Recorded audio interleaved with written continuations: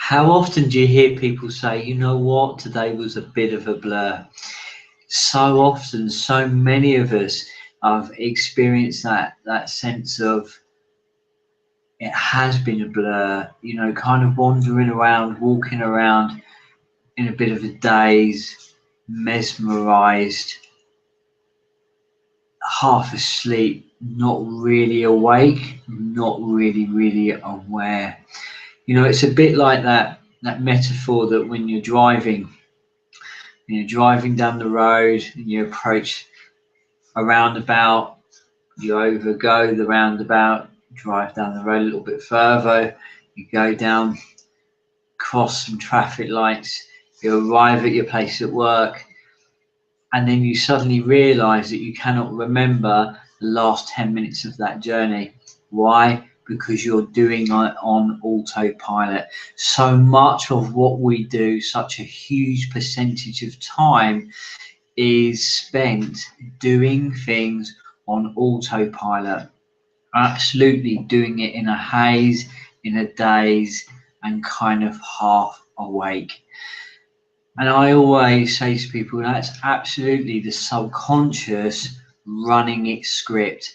How much of what you do is it a subconscious reaction, response, pattern, behavior? And what we want to do is absolutely just become aware of those reactive responses.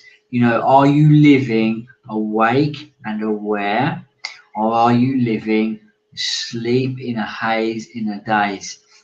And the key to absolutely beginning to break that down is beginning to get a sense of self and creating stops and pauses so that you're not just reacting. So many of my clients, I say to them, do you actually know the word no? And they laugh and they say, no, I don't.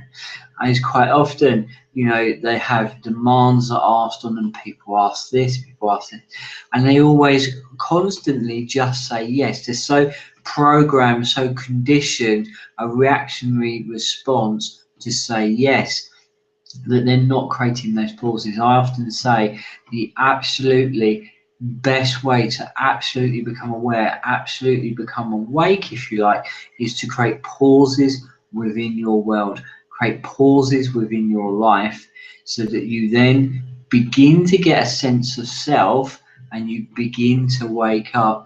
So the next time you go through a day, try to create those pauses, become aware of the script that is running, the subconscious, what I call the inner architect. The inner architect is a very powerful force that absolutely, I believe, co-creates what appears in your world. Certain things appear in your world because the subconscious is running that belief, running that script. And so much of that is absolutely on autopilot.